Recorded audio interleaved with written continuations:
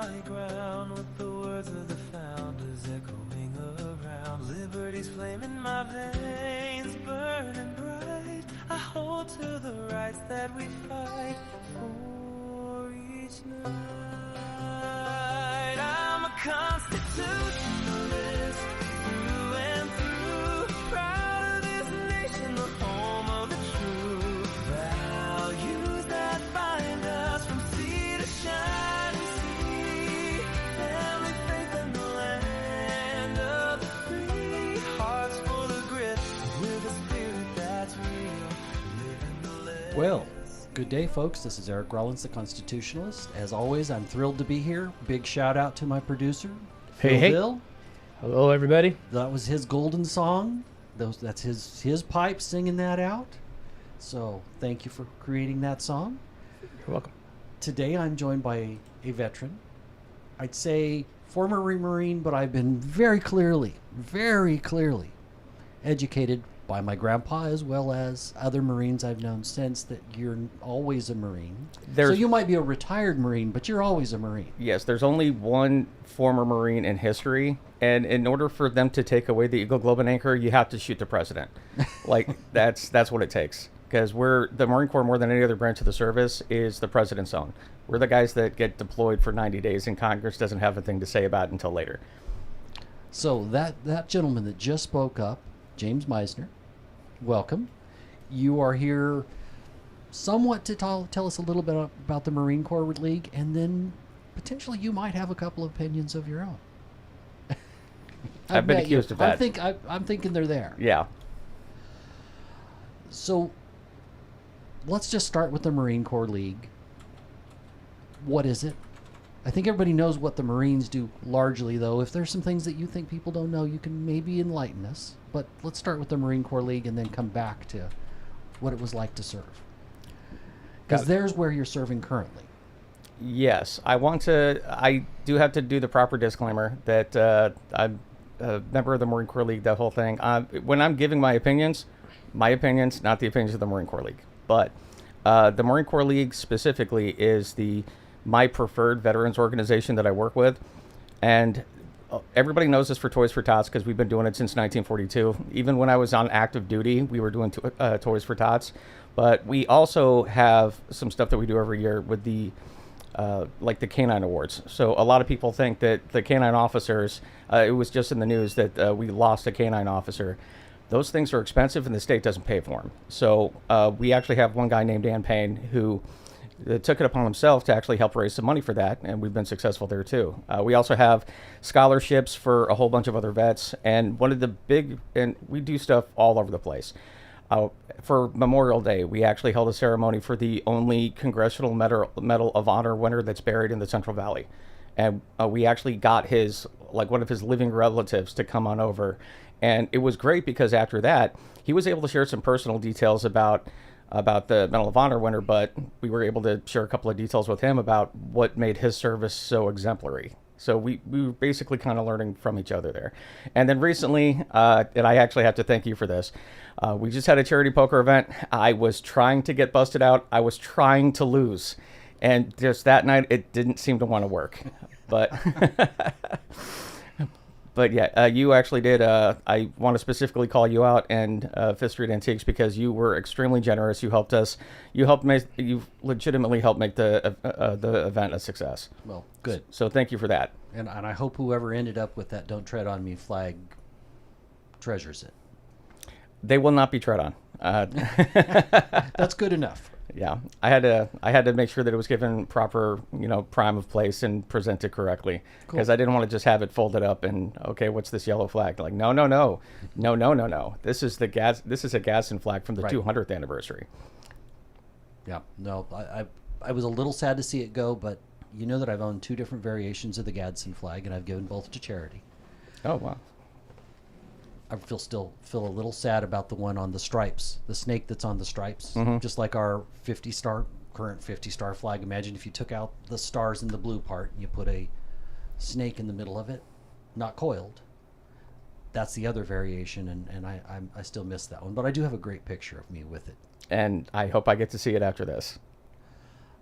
It's somewhere in my phone. I'll find it for you. Got it. So I'm glad that that event was a success for you. Marine Corps League does not just their own events, they're kind of support staff for a lot of other events in a lot of ways. Is that a fair way to put that? You step in where there's a need? Yes. That's really a Marine Corps legacy kind of a thing. We're some of the most active people. If you take a look at a lot of the other, and I don't want to sound like I'm slighting my Air Force or my Army buddies or my Navy buddies, but if you take a look at some of the most active members, it's usually the Marines that are doing the work and party. That actually sounds so much like something that my grandpa, who was a Marine Corps officer, fought in World War II in the Pacific Theater. He would say that, and he always slighted his buddies just a little bit. He was always nice about it, but he had to make sure that, you know, they knew their place, that he led the way, so that it's kind of like he smoothed out the path so that then their jobs were easier, and they were lucky he was there first. Well, it's not just that, but if he fought in World War II, more than likely Pacific campaign, right? Mm-hmm. So what the Marine Corps, I get into historical arguments with Army guys all the time. And the reason why South Korea exists is because of the United States Marine Corps and the professionalism of the United States Navy.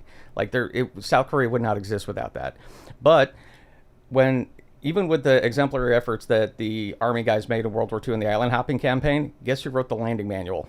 That was all of it. Jungle warfare and the amphibious manual was all written down during the interwar period by the United States Marine Corps. So I've had certain Army buddies be like, yeah, you guys didn't even... Like, we were there in the Pacific too. I'm like, yeah, but you were following our playbook. Like, you were doing what we taught you how to do. So, okay, thank you. We appreciate it. Yeah. Well, if people don't know, while I've never served, I was fortunate enough to be born in a time where there was not a lot of need, and I ended up being self-employed, but I am profoundly influenced by multiple members of the family that served in various capacities, various branches. Mm-hmm. Both grandpas, one was in the Coast Guard, one was in the Marines. The grandpa in the Coast Guard, he never saw any action. He helped save a couple boats that capsized, but you know, he patrolled the California coast and did his duty. He signed up the first week, but he didn't see anything. He was kind of fortunate, I think. My other grandpa, to this day, I got in trouble numerous times for sneaking in to a room when his buddies were there trying to hear the stories about their war stories. I never got even a half of a story. I got little pieces because they always caught me eventually and kicked me out of the room. Yeah, I understand. There's certain conversations you're not going to have in front of some kids. We don't need to ruin all of your innocence just yet. Well, they were never mad. He's just like, no, you need to go. Yeah. And then I'd sneak back in. Well, and honestly, that's a big difference. That's a really big difference between the civilians and the military guys. The first things, every guy in the military or lady in the military, like we all fight our own different war. Everybody's service is different. You got guys that, you know, a lot of guys that get deployed, a lot of guys who don't ever see anything, a lot of guys who don't ever do anything, but you know, they gave their time up. They're just don't get in an inter-peace time. When I joined up, there was 2 wars going on. There was no question whether or not I was going to Iraq or Afghanistan. That was going to get done. It's just a question of how fast would they send me out there. But one of the biggest changes about being deployed to a third world country and dealing with the local nationals there, and also all of the third country nationals, because we had people from Uganda. I had one guy try to teach me how to hit on a woman in Swahili. It didn't take, but he was, but you got guys from Turkey, you got guys from literally all over the rest of the world that are there on base and interacting with each other. You get a much different sense of how lucky we are to be Americans, because we do not understand poverty over here. Like when I was deployed, there were families that were having to make multi-mile treks to the lake just to go ahead and get their daily water in order for them to have because the power grid system was, you know, terrible back then, because I was right outside of Fallujah. So in order for them to stay warm, they had to go ahead and pick up firewood. There's not a tree around.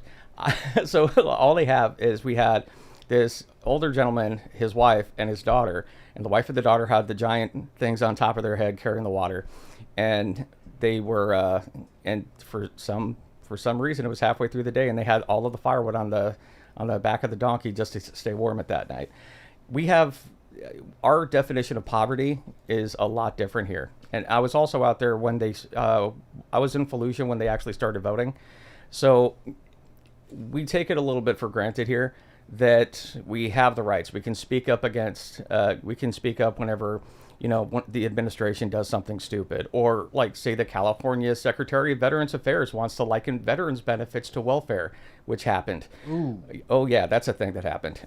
So we get to speak up about that. But back then when they were getting the elections done, we have also, by the way, we have secret ballots. You don't have to tell your wife who you voted for.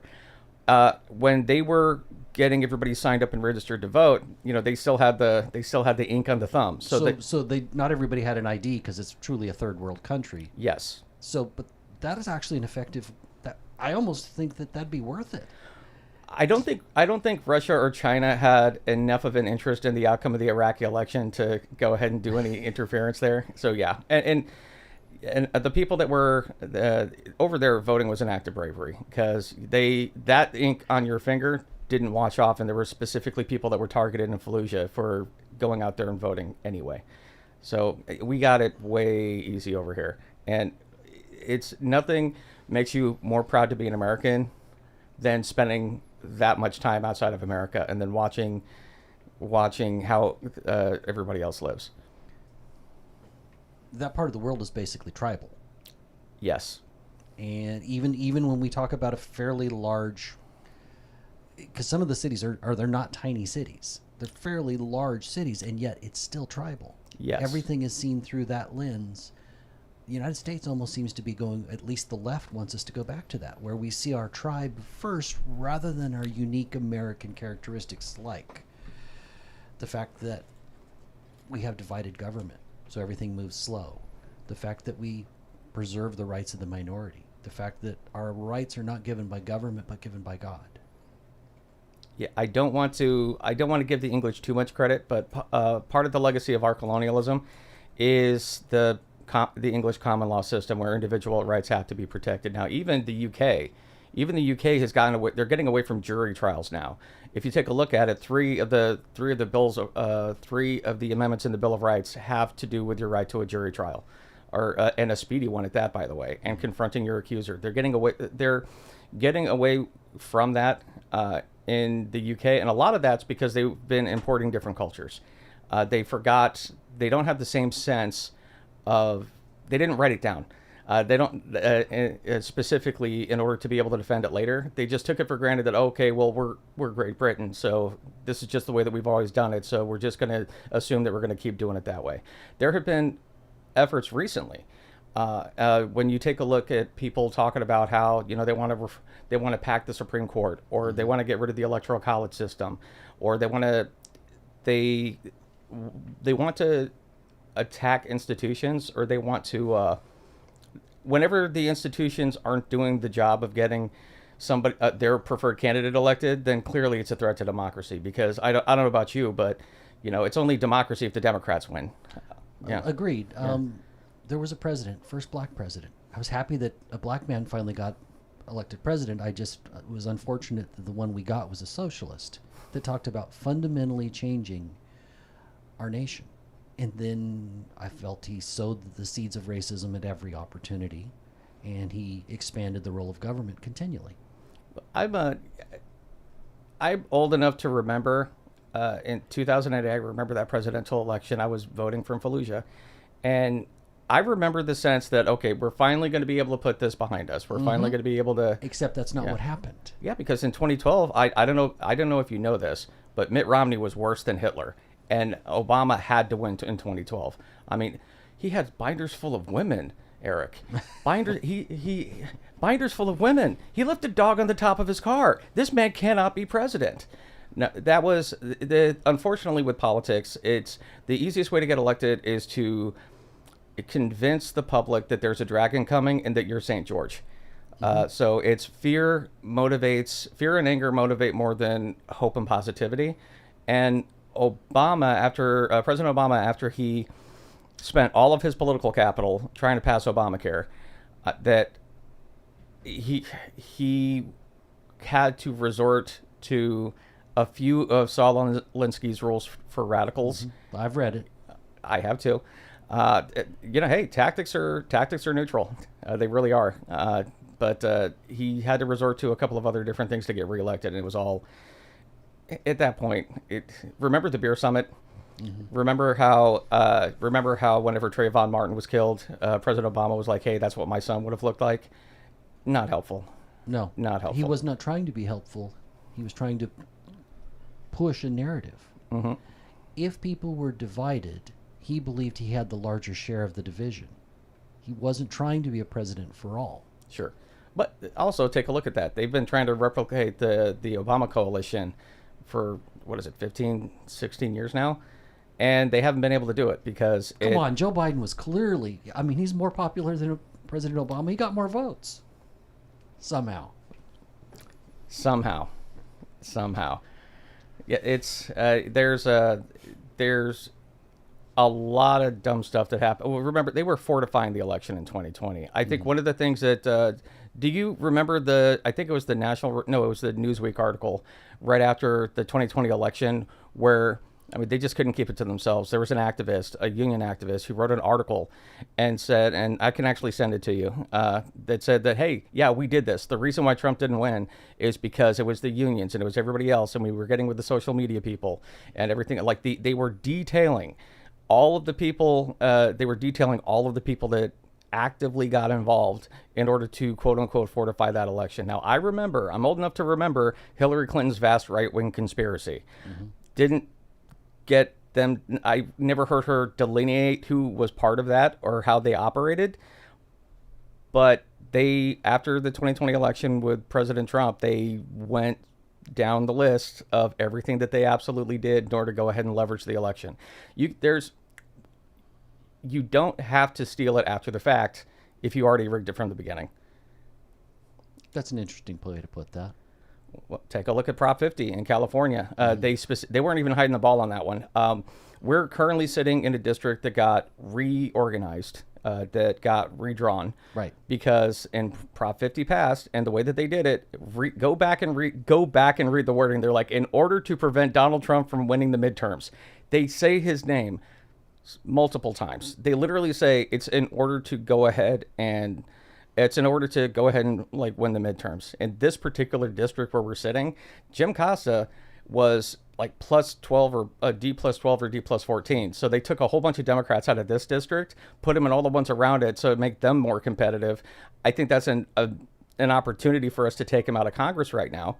But when they did that, when they specifically did it in such a way where they did it to leverage everything in the power base, and they just like they've been doing it on the East Coast. This is nothing new.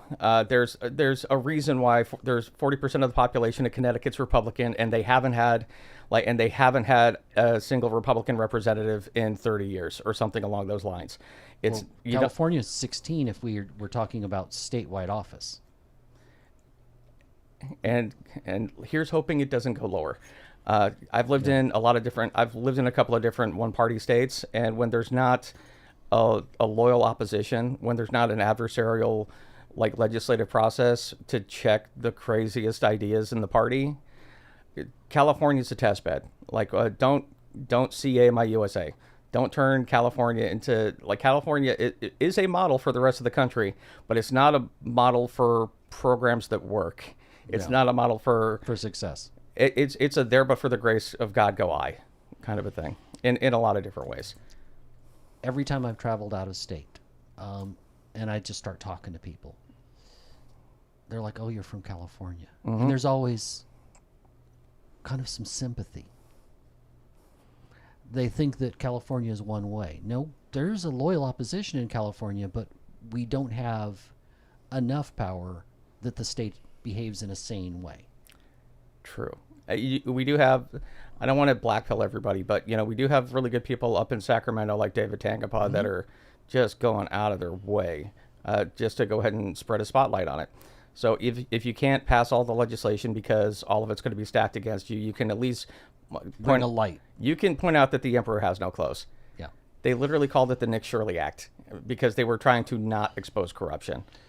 Well, what's even better is Rob Bonta's wife, who's in the legislature, I hate him so much. wrote the Nick Shirley Act so that we couldn't have private individuals expose fraud, that it became a felony. And in addition, it specifically says your video, if you use video or audio, will be removed from the internet. Yikes. They don't want fraud exposed here in California. That means Rob Bonta is just another piece of Gavin's corrupt cabal. I'm happy that they're not better at what they do.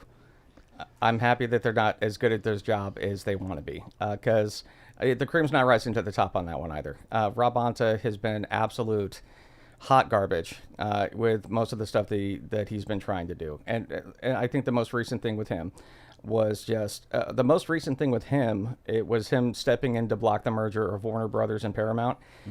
Why does he have a say in that? It's already been approved in 7 different ways. What are you doing? Do you have to get involved? Do you have to? This needs for you to put your stamp on it. He's also the guy that started. Don't get me started on all the gun laws. Don't get me started on. Thankfully, there's a couple of Supreme Court cases that are coming up that are Second Amendment related.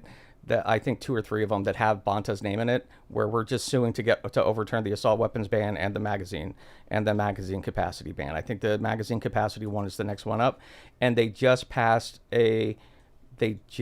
did a thing where they overturned another state's assault weapons ban.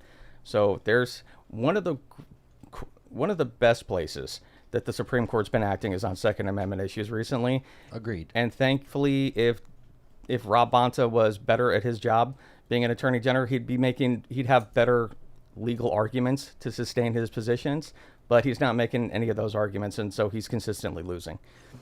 The good news is that Michael Gates, I think he has both the acumen, the ability, and is willing to articulate the ideas and has a plan for taking on a lot of the problems in the state. I'm really the most hopeful I've been in the last 15 years with the group that we have running to represent California. Now, I don't know if they're going to get elected because it all comes down to, will people get out and vote? You're involved in that. How do you get people out to vote? Oh, that's my bread and butter. I know. That's my bread and butter. I love grassroots campaigning. Politics is personal, but that statement works in a bunch of different ways. You get out there, you talk to everybody else, you make a plan to vote. One of the big challenges that we've had, I'm actually working with a PAC right now that's focusing on low propensity Republicans and Republican leaners. And low propensity means you've voted in less than 3 out of the last 5 elections. Something along those lines. Everybody, because resources are limited, they like to focus on the people that are of your party that have voted 5 times out of 5 times or 4 times out of 5 times. That's when you start getting all the mailers and everybody's knocking on your doors and doing that kind of stuff. Right. When you are focusing on grassroots, everything's a get out the vote campaign. The only thing that matters is how many people show up to vote, and you have to make it too big to rig. Now, if you are doing your job correctly, you are able to turn your vote into 20 votes or 25 votes. You can actually get people out to the polls. My first managerial job, it was the 2004 presidential election. I was the only person in that entire office that wasn't crying whenever George Bush won, because it was based out of Chicago. The people that were running it, the funding came out of Chicago with then State Senator Barack Obama. I got a chance to go to dinner. I'm like, no, I got to go to work. My people are depending on me. I got to cut this turf. We got to knock these doors. My first job with the Get Out the Vote campaign is you first have to identify who your voters are. You need to have these conversations. You have to have these conversations. You need to have them now. You need to prime them. You need to prime all of the people that you're talking to. And you have different opportunities to do that. We were both at a fundraiser for Lieutenant Governor last night, Gloria Romero. One of the things that I mentioned was that, and I learned this from E.B. Lynch, one of the things that the Lieutenant Governor does is they are the head of the UC system. So every single time... No, 3 different systems, all 3 college systems, not just UC. Yes. I know. I'm just the head of all the colleges in California. Yeah. So every single time that there is a news story about something stupid that happened on campus, that's your lieutenant governor vote. Like, that's your lieutenant vote. And she's a voting member on all 3 of those boards. She's the And yeah. she's not technically the chair, I don't believe. It's kind of the way that I understand. It's kind of like J.D. Vance is the president of the Senate because he's the vice president. So voting in case of a tie and gets to decide what goes on and what doesn't go on. Buck stops here. Kind of, but they also are a voting member. Normally. In other words, they don't just vote when there's a tie. They vote. Nice. Even better. I got clarity on that recently. Yeah. Civics matters. You have to know how the system works. So you have to know what the rules are so that you know how to play the game. That's what it comes down to. And now here's one of the things that they were doing recently. One of the challenges that I had in the Get Out the Vote campaign in the primary, which we were, and let me address on this because we were not on the same team, but I wanted to actually give some credit to Lorenzo Rios because really like him. Fellow veteran, does great work. He really does. I was with Kyle Kirkland because, again, politics is personal. I had a longer personal relationship with Kyle. Neither one of them was going to be a bad candidate. And it's not even one of those situations where, okay, it's just the next Republican to run against Jim Costa, right? Well, Kyle has some unique characteristics that maybe make him different in running against. True. He's saved a lot of cats. And the most effective conversation. I think his business success and learning how to organize a system that makes him money is the most impressive thing about him. The cats and the charity work through the zoo and chairing the zoo are all good things, but less important to me. The cats just allow him to connect to people on an emotional level. Well, the biggest piece of feedback that we actually got that we actually got on this was the biggest piece of feedback he was consistently getting because he was even during the primary he was talking to a bunch of Democrats and everything else, and they're like, if you're a Republican, why are you so nice? You can't say that Kyle Kirkland doesn't care. Now, the two things I would actually say, who do you want attacking the inflation crisis? How about a guy who has a degree in economics from Harvard and a business degree from Stanford? The biggest thing, though, that on a grassroots level, since we're talking grassroots, the biggest thing is that everyone remembers how bad the zoo was 15 years ago. Mm-hmm.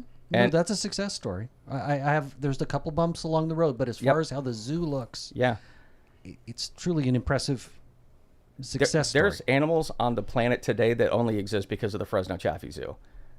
That's a true story. And when I'm actually talking to people on the doors, or when we're having these conversations in preparation for an election, there's nobody who doesn't understand how much better the zoo's gotten. And in order for him to do that, he's got to shepherd funds. Like, he's got to shepherd government funds. I was talking to him one time. He's like, okay, well, look, Measure Z is paid for by a sales tax. That's a regressive tax, which means that it actually hits the poorest people the hardest. Mm-hmm. So if we're going to be doing that, if we got to take the money, and this has to be done, what we're going to do is we are going to spend this money in the most appropriate possible way and making sure that this people actually get the highest amount of value out of it. And between him having to manage those funds and having to make those calls, and him beating Rob Bonta in court consistently, because the only person I know that hates Rob Bonta more than me is Kyle Kirkland, and he just beat him twice in the last month and a half too. But this is the team. But as bring it back to the primary. I liked everybody that was on Team Rios. I think Lorenzo Rios did a great job. I really hope he runs for something else, because I would absolutely love to go ahead and campaign for some of that too. It won't be city council, unfortunately. Well, I have the reasons, and we don't need to go into those now, but he has legitimate reasons for that. When I heard his rationale, I went, okay, I understand. Fine. I understand. But I agree that he should run for something else. Oh yeah, absolutely. If he wasn't running against Jim Costa, and if he wasn't running against Kyle Kirkland, that's easy for me to talk to people about. Super easy for me to talk. I never said there's nothing bad for me to ever say about him on the doors. Even when I was running against him, we didn't have to say anything bad about Lorenzo Rios, because there's nothing bad to say. You can't. What am I going to say? Okay, he's a combat vet.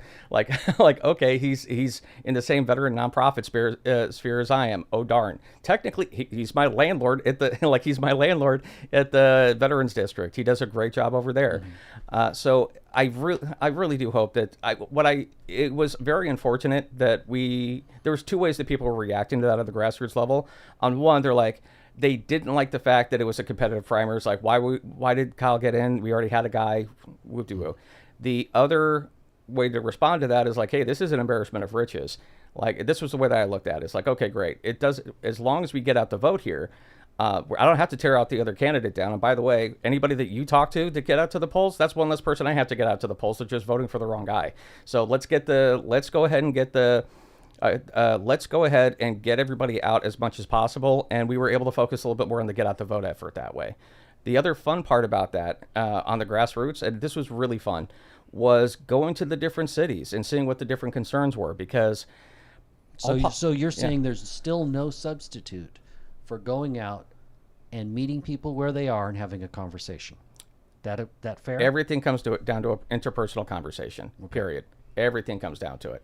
So if somebody, hypothetically, if somebody wants to get involved in grassroots, and I'm going to be teaching that class tomorrow, and I've taught it again, there's multiple different ways of doing it. You're going to be doing some grunt work. It's not going to be the flashy stuff. It's not going to be having a podcast and just sharing on social media, which, by the way, if you're going to share on social media, use the algorithm to your advantage. Comment, like, share. Comment, like, share. It doesn't matter which platform. Doesn't matter. Does not matter. You almost could form coalitions if there's a candidate you like or a perspective you like. Doesn't matter how much time does it take to like, comment, and share on everything. I do that with certain people where every time they come up, like Jenny Ray LaRue, who's running Cal Doge, everything she does, and I know Jenny personally, I don't always comment, but I always like and share. Sometimes I'm busy and I don't have time to comment, but I get at least the other two. I actually want to give a little bit of credit to Jim Paulsgrove, because Jim Paulsgrove has actually been phenomenal at doing that. He shows up to all the events. He supports everybody else. Jim, he reminds me a lot of my dad. We get along on that basis. But Jim is... He is extremely good about showing up, putting in the work, doing the stuff that's not flashy, but doing the stuff that's effective and just getting out there. That's one of the reasons I'm actually really excited that Jim is starting to do his meet and greet so that we can actually put some volunteers together and help him out with his race too. But by the way, he'll be on next week here on The Constitutionalist, sitting in your chair. I'll keep it warm for him. Like he'll probably, I don't know that he'll appreciate warm, but you know. Not a bad guy. Not a bad guy. Speaking about Constitution, one of the things that we spoke about before this, and thank you, I tend to get far afield, so thank you for pulling me back. One of the things that we were actually talking about was what your rights are when you're in the service. So, and there's two different perspectives on this. USMC stands for you signed the mother effing contract. Everything's contract based. One of my first sergeants, when I hit my first unit, said, we don't expect any of you guys to re-enlist, right? We just expect you to do your 4 years honorably, pass on what you know. If you want to re-enlist, great. Happy to have you. But we just need you to do your 4 years honorably. Part of the reason why it is a lifetime commitment, it is a contractual obligation, like on behalf of the government. The reason why when you're a veteran, veterans benefits are not welfare, they're a contractual obligation.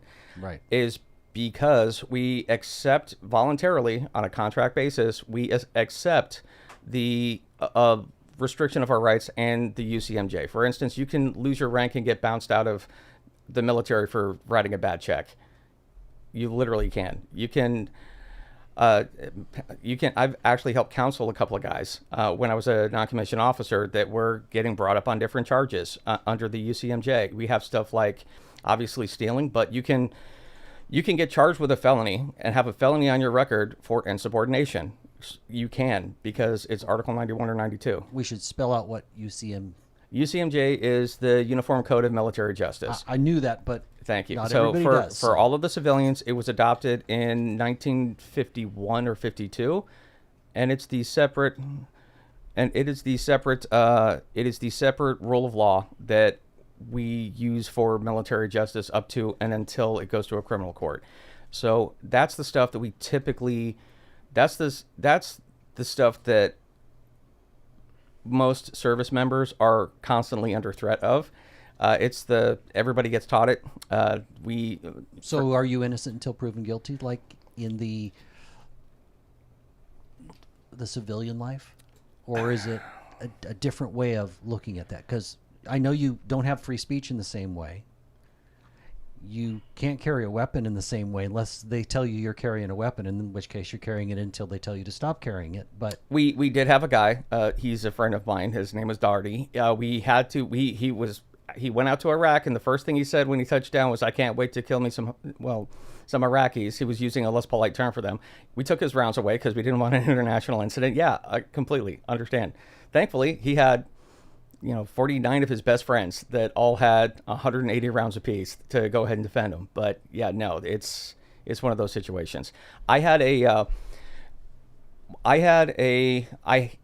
to take it on the chin once I almost got court-martialed when I was in, and I'll tell you what happened. I was a colonel, not a colonel. I was a corporal. We went out drinking. One of my junior Marines. Wait, a Marine went drinking? Born in a bar. This must be a new thing. Born in a bar.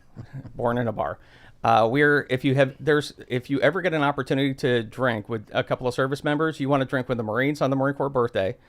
That's an experience that you have to experience. And aviation ordnance, believe it or not, in the Navy, those are the only guys I know that can outdrink us. But we had a private, third award. That means he got busted down twice. Who went out in town after a breakup. I took away his keys so he couldn't get a DUI, and he still found his keys and got a DUI. So, and by the way, this was right after the lieutenant colonel in charge of our regiment had a safety stand down, which means they halted literally everything else that the regiment did, and it goes company, battalion, regiment, and the only thing on top of that is division. So that's how many people did this. Everybody stopped what they were doing just so our lieutenant colonel could tell everybody and impress upon every single one of his Marines how much he hates drunk drivers 3 days before this guy gets a DUI. So I happened to be the senior man there that they knew about, and I was the only guy that was in the regiment, so I was under their chain of command. So guess who got hit with it? I had to go ahead and stand up. They call it non-judicial punishment. This is where the conversation about your rights comes in. You do not have full constitutional rights to trial because it's called non-judicial punishment. That's what they call it. In the Army, it's called getting chaptered. In the Navy, it's called captain's mass. In the Marine Corps, it's non-judicial punishment. This is the pretense of the lower military tribunal. That's not a felony. It doesn't go permanently on your record. You can get NJP'd 5 times and still have an honorable discharge. But this is how they take your rank without sending you to jail. So that's where we were going. I had to take the hit for 2 of my junior Marines. One guy, they were withholding his promotion because of it. I took that hit. He got promoted the next month, and then now it was me versus the lieutenant colonel, and I'm just a corporal. So I'm the 4th lowest enlisted rank. Lieutenant colonel only has 2 more spots to go until they're a general. That's how high up they are. I was like, all right, let's do this. I had to go ahead, and here's how they misused the UCMJ. One of the articles, I think Article 133 is conduct unbecoming an officer. Article 134 is general article, but there's still provisions that you have to meet. They tried to charge me with conduct unbecoming a non-commissioned officer. That's not a thing. I went over and I talked to I talked to the lawyers on base, the JAG officers. I was like, this is stupid. Here's what your rights are. Here's what you can actually do. I had to press my rights, and here's what it ended up doing. I forced him to go to court-martial. I was like, hey, look, if you want to hang me, you're not going to be the hangman. And if you want to see this through, I do have that legal right. That's at the court-martial level, that's what we're talking about, your criminal law protections. Mm-hmm. Everything up until that point is just your unit hammering you and taking your rank. So if you didn't have the foresight or the strength or the intelligence to figure that out, you might just take what they told you. Yes. To be fair, though, I did have, it wasn't me being smart. I had some very good senior leadership that was like, Meissner, no, you're going to do this. You're going to talk to this guy. You're not going to get railroaded. And then right after I got off on those charges, because at the end, when I went up to lose my rank, And they were reading me the riot act. I'm like, the only thing I had to say was, I respectfully request my right to court-martial. I respectfully request my right to court-martial. And that's what got the lieutenant colonel off my back. That's what saved my rank. And you know what happened? The Mass Sergeant that was actually Mass Sergeant, he was hilarious. You would have loved him. Apparently, he was the horseshoe champion of East Texas. I don't know what governing authority gave him that title, but he was very proud of bragging about it. Once we were done with that, he looks at me. He's like, "That was your one. You don't get a second one." And that's kind of how that works. A big reason why there was whenever there's a new policy, and I hate it when people try to use the military as a social experiment. It's not for social engineering. It actually has a different function. We're supposed to be there to protect the country against all enemies, foreign and domestic. I would break and kill things if needed. That's if you're in the Marines. Like if you need something dead, broken, or killed, Army ground pounders do the same thing. Again, got to give my credit to my Army bubbas, but yeah, no, we are the stick and the carrot and the stick. That's what our entire purpose is. We're down to about 4 minutes. Just so you know. I know. That's fine. Doesn't it fly quick? Yeah. Really does. What would you like to talk about for the last 4 minutes? I would say right now we've got a threat of communism and socialism. Mm-hmm. We're going to lose our freedoms if we don't stop this movement. And what is the biggest argument against socialism? Because I see socialism as just, it's like, it's a choice. You will vote away your individual freedoms. Communism, they take your individual freedoms. I don't see a big difference. A lot of people that I hear, they're like, I'm a socialist because I just want people to have free healthcare. And we were talking about this off the mic. We have socialized medicine in this country. Mm-hmm. It's called the VA system. And by the way, not all veterans even qualify to get healthcare at the VA. You have to be disabled to a certain extent.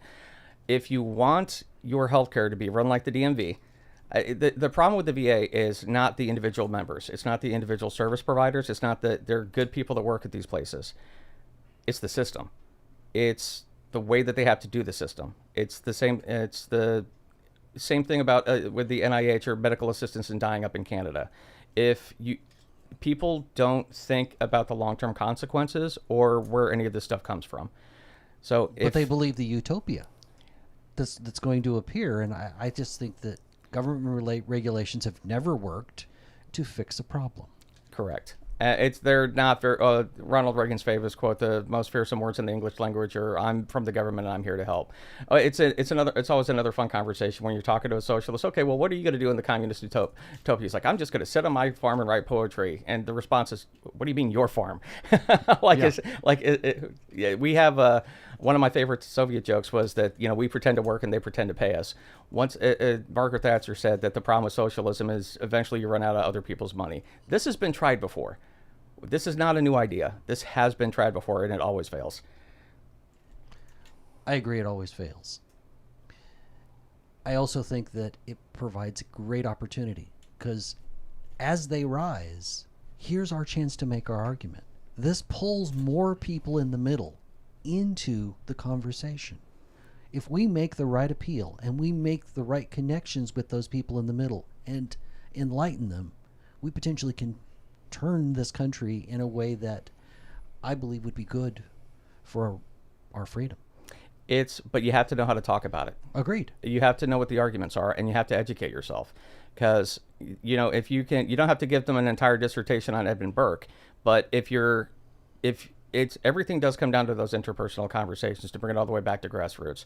5 people you can talk to. Mm-hmm. You know what their values are. You're going to be more effective at speaking to their values than some random guy knocking on their door. Have those conversations. And make sure that when you are having that conversation, you're actually getting in depth. You're handling the arguments. It's not enough. You need to do it with either a minimum of calm, because heated doesn't help. Yeah, at that point, no. Well, we are running out of time. Mm-hmm. We'll have to continue this at some other time. I appreciate you coming and joining me. At your convenience. This was fun. Absolutely. This is Eric Rollins, the Constitutionalist. Folks, you heard that call to action. It's time to get out there and make a difference. So now it's your turn. 100 days till the election. 100 days Pressure's till- on, Yep. but it's easier to vote than ever. Thank you very much.